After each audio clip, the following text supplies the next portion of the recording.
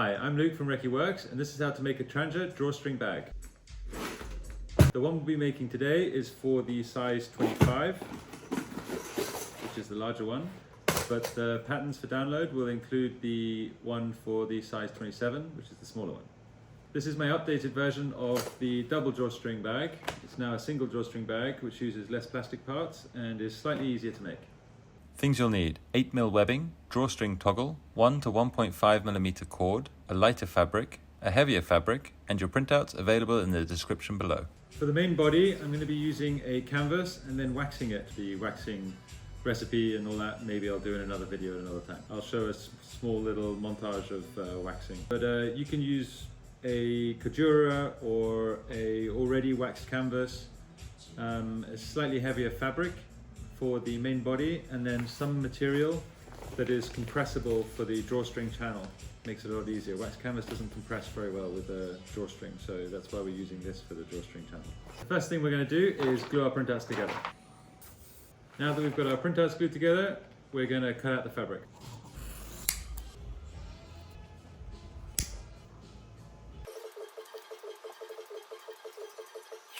Now that we've got all our materials cut out, the first thing we're going to do is wax our canvas.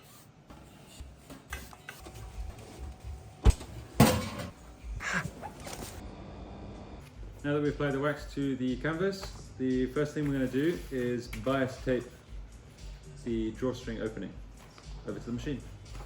So this is the opening of the drawstring, and we're going to bias tape that opening.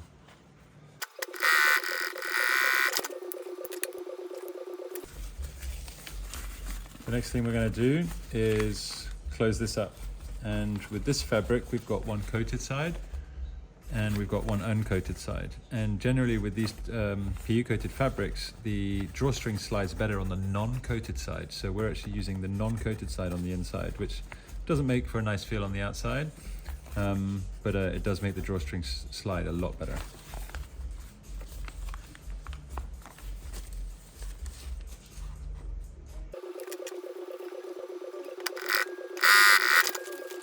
And on this one we're splitting these, but we're not going to stitch them because we don't need to.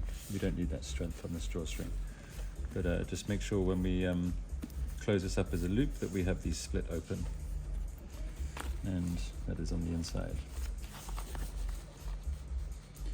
And the reason why we marked those lines before is because that now is our center line. So we can line those up, and that will be what lines up with the center line on this. Very useful marking. The other lines that are useful on this one is this one here, because this is where this diagonal meets up on this side, and that's where that diagonal meets up on that side. So when we're stitching it, you'll see that they'll be very useful. The next thing we're going to do is sew the main body together. For that, we need to change the thread.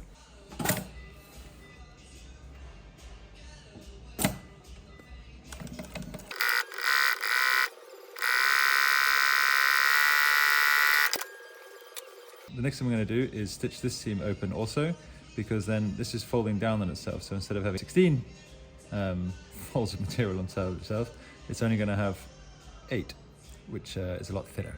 And to do that, we're going to do it on another machine just because it's easier. But you can do it on a machine like this or a household machine, no problem.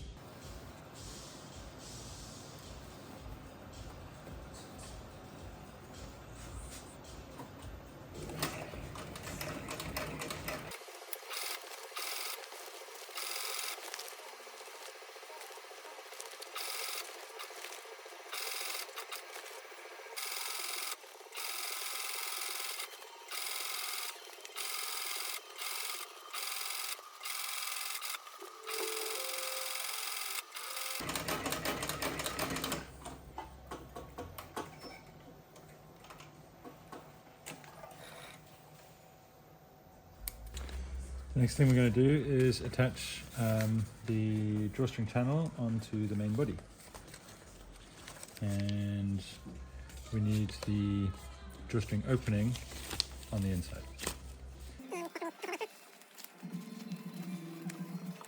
And you'll see why now that center line is important, because we're putting this blue center line onto this center line here.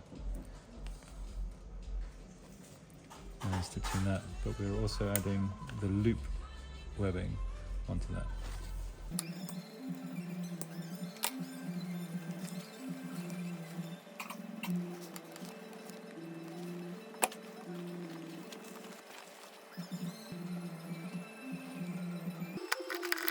And then we're putting in this webbing right underneath, and also between the back loop.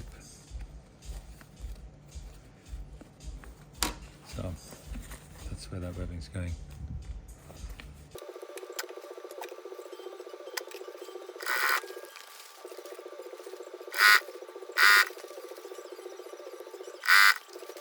So you see here we're lining up that blue with the diagonal there.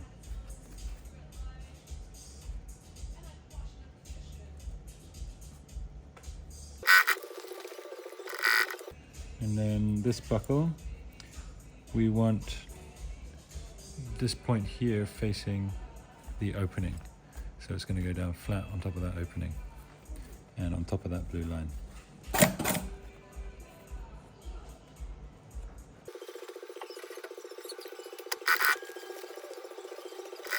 Sorry, ran out of battery finishing that off, but basically finished off in here and nothing special. So the next thing we're going to do is we're going to bias tape all the way around this edge here.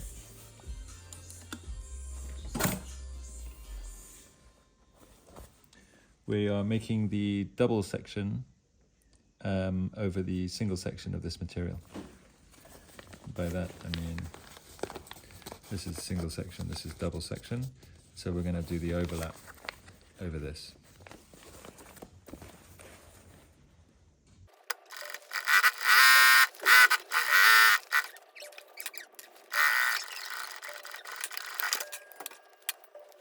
And we're pulling this up and we're going to stitch all the way around here, folding this down this way. And we're going to stitch here in red.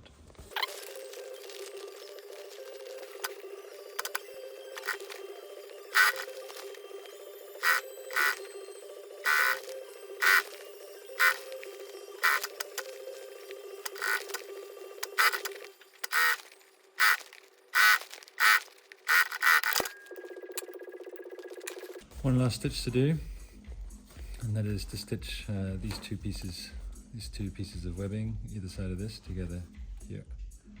But we're going to change the black.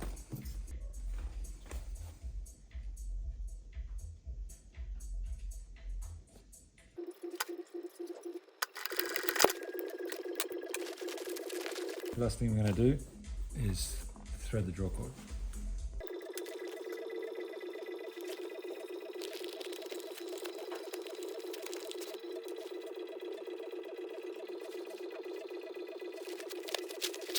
And that's how you make the single drawstring Trangia bag.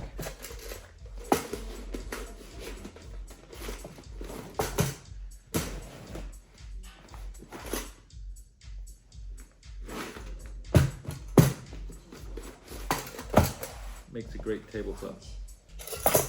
Then you can start cooking.